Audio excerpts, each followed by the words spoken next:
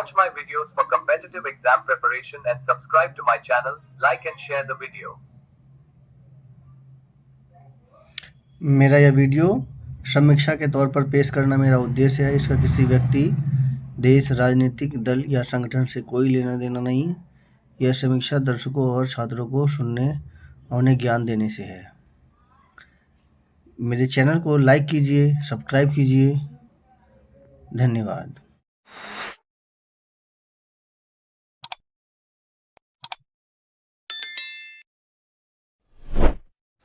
CEC के खिलाफ विपक्ष लामबंद, 193 सांसदों ने उन्हें हटाने के लिए दिए नोटिस। संसदीय इतिहास में पहली बार सीईसी ज्ञानेश कुमार को पद से हटाने की कवायद।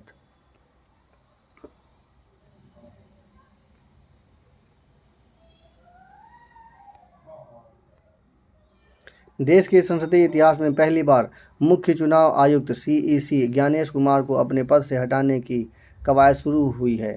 विपक्षी दलों के लगभग 193 सांसदों ने उनके खिलाफ निष्कासन प्रस्ताव लाने के लिए नोटिस पर हस्ताक्षर किए हैं। इसमें लोकसभा के 130 और राज्यसभा के 63 सदस्य शामिल हैं।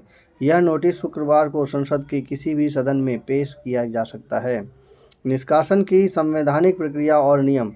मुख्य चुनाव आयुक्त को हटाने की प्रक्रिया सर्वोच्च न्यायालय के न्यायाधीश को हटाने के समान ही जटिल होती है। संविधान के अनुसार उन्हें केवल सिद्ध कदाचार या अक्षमता के आधार पर ही हटाया जा सकता है।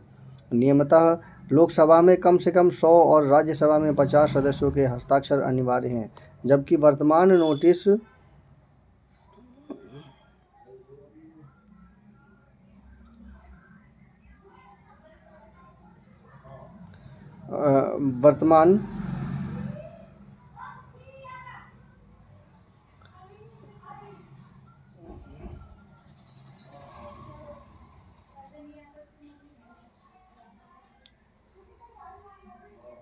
यह प्रस्ताव सदन में पेश होता है तो इसमें पारित करने के लिए,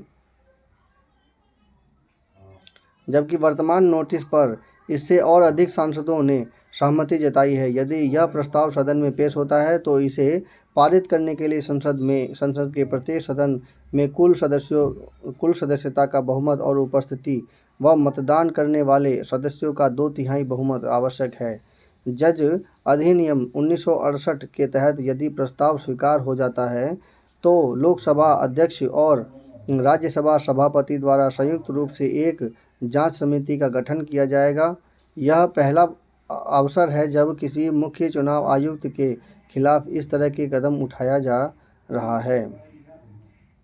गया है, जिससे सत्ता पक्ष और विपक्ष के बीच टकराव और बढ़ने की संभावना है।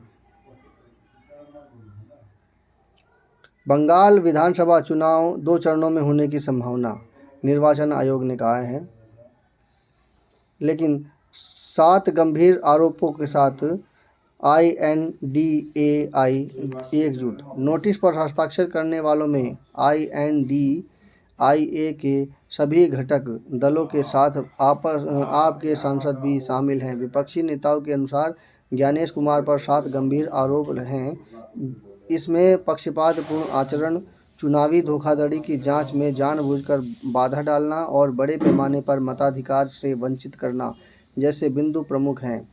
SIR प्रक्रिया पर सवाल उठाए हैं। तृणमूल प्रमुख ममता बनर्जी ने आरोप लगाया है कि बंगाल में वास्तविक मतदाताओं के नाम हटाए जा रहे हैं।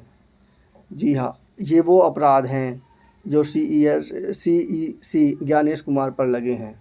देखिए, हमारी सलाह तो यही है कि जब तक चुनाव प्रक्रिया ऑनलाइन नहीं होगी तब तक ये समस्या बनी रहेगी।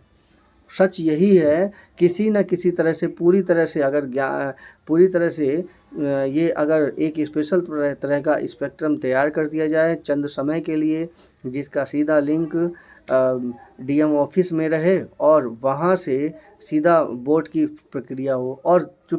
और समय जो पीरियड है, चूँकि आपने देखा होगा समय पीरियड केवल 1 दिन या 2 दिन का ही रहता है, 1 दिन या 2 दिन ही रहता है। तो ऐसी सिचुएशन को बिल्कुल बदल दिया जाए।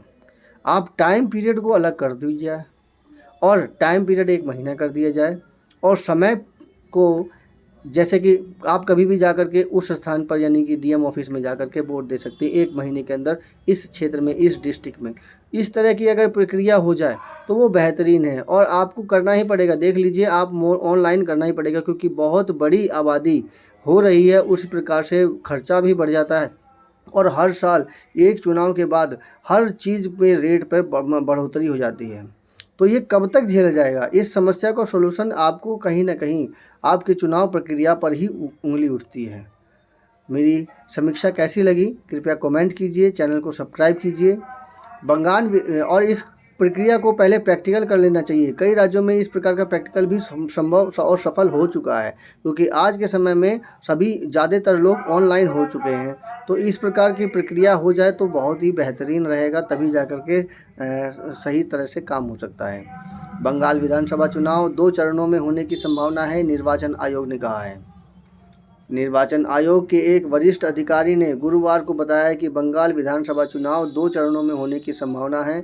निर्वाचन आयोग के नई दिल्ली कार्यालय में एक और बैठक के बाद अंतिम निर्णय लिया जाएगा। उन्होंने कहा कि सत्तारूढ़ दल तृणमूल कांग्रेस को छोड़कर राज्य की अधिकतर राजनीतिक पार्टियों ने कोलकाता में मुख्य निर्वाचन आयुक्त ज्ञानेश कुमार के साथ अपनी हालिया बैठक के दौरान 1 या 2 चरणों में चुनाव कराने की मांग की थी। उन्होंने कहा कि सुरक्षा बल सहित अन्य अधिकारियों से भी इसी तरह के सुझाव मिले थे। बंगाल के विधानसभा चुनाव 2 चरणों में कराने से चुनाव संबंधी हिंसा को रोकने में मदद मिलेगी, क्योंकि उपद्रवियों को एक जगह से दूसरी जगह जाकर गड़बड़ी फैलाने का समय नहीं मिलेगा। इस पहलू पर भी विचार किया जाएगा। बंगाल में एक ही चरण में मतदान होगा या नहीं, इस सवाल पर उन्होंने कहा कि 2024 में 288 सीट वाले महाराष्ट्र विधानसभा का चुनाव एक ही चरण में कराया था। बंगाल में एक ही चरण में चुनाव कराना असंभव नहीं है, लेकिन इस बार इसकी संभावना बहुत कम है। चुनाव के दौरान बंगाल में कानून व्यवस्था निर्वाचन आयोग के लिए एक बड़ी चिंता का विषय है। राज्यसभा के वरिष्ठ अधिकारियों ने निर्वाचन आयोग को चुनाव पूर्व एवं चुनाव पश्चात की अवधि के दौरान सख्त निगरानी का आश्वासन दिया है। तृणमूल छोड़कर अन्य पार्टियों ने 1 या 2 चरणों में चुनाव कराने की मांग की, सख्त निगरानी का आश्वासन दिया है। तो ये इम्पोर्टेंट है कि चुनाव प्रक्रिया किस प्रकार से हो सके। सीधी सी बात है कि अगर जब यूपीआई जब हमारा इंटरनेशनल लेवल पर काफ़ी देशों में फैल गया है, तो ऑनलाइन चुनाव प्रक्रिया क्यों नहीं सफल होगी। तो इस चीज़ को देखना चाहिए कि सरकार किस तरह से अपने काम को करे कि वो ऑनलाइन प्रक्रिया को करके अपने संसदीय अपने जो क्षेत्र है उसका सही तरह से चुनाव कर सके। और दूसरी बात, अगर ऑनलाइन प्रक्रिया को अगर पहले से ही अगर कर देते तो जहाँ जो गांव हैं वो पहले विकसित होते और गांव की विकास पहले होता अगर ये प्रक्रिया हो जाती। क्योंकि जब ये एक जगह से दूसरी जगह लोग जाते हैं तो अधिकतर लोग समय पर वो वोटिंग करने के लिए अपने गांव नहीं पहुंच पाते हैं। तो ऐसी स्थिति में बहुत सारे लोग छूट जाते हैं। जो भी ये चोरी होती है वो ज़्यादातर ऐसे ही लोगों की होती है जो वोट देने नहीं जाते, या जिनका वोट उस गांव में नहीं हो, मतलब वो वोट उस गांव में रहता है लेकिन वो बाहर की तरफ पलायन किए हुए होते हैं। तो ज़्यादातर जो चोरी होती है वो उन्हीं लोगों के साथ होती है, और कई वोट तो इसमें फर्जी बन जाते हैं, जैसा कि अभी बताया गया है और आरोप जो लगाया है। अब पता नहीं कितनी बात सच है कितनी नहीं, लेकिन जो चुनाव की प्रक्रिया है उसमें जो पलायनवाद है और कई और फैक्टर भी हैं, उन फैक्टरों को ध्यान में रखते हुए अगर ये काम किया जाए तो बेहतरीन चुनाव प्रक्रिया हो सकती है। इस चीज़ का हमें ध्यान रखना होगा कि पलायन एक महत्वपूर्ण फैक्टर है आपके इस प्रक्रिया में, इसलिए ज़्यादा अच्छा रहता है कि डीएम स्तर पर जो ये प्रक्रिया है इस प्रक्रिया को डीएम स्तर पर किया जाए, और समय पीरियड जो 1 दिन किया गया है बजाय उसके कि वो 1 महीना कर दिया जाए, जिससे कि ज़्यादा से ज़्यादा लोग वोट दे सकें, वहाँ जाकर अपना काम पूरा कर सकें और उसमें किसी प्रकार की कोई भी व्यवधान ना हो। क्योंकि एक बड़ी आबादी उस दिन बिल्कुल समझ लीजिए कि सरकार बिल्कुल बंद हो जाती है। इस तरह से बंद हो जाने से देश की जो इकोनॉमिक है उस पर पूरी तरह से इफ़ेक्ट पड़ता है। ये तो एक तरह का एक इकोनॉमिक पर इफ़ेक्ट डालने का एक प्रक्रिया बन गई, जो कि जिस प्रकार से आपकी ये जो चुनाव प्रक्रिया है, तो मैं तो इसमें सहमत नहीं हूँ। लेकिन वास्तविकता यही है, कहीं न कहीं इसमें हमारी कमी है। तो शासन प्रक्रिया को इस प्रकार से करना चाहिए जिससे कि चुनाव प्रक्रिया बहुत अच्छी हो सके। मेरी सुझाव कैसा लगा कृपया कमेंट कीजिए, चैनल को सब्सक्राइब कीजिए।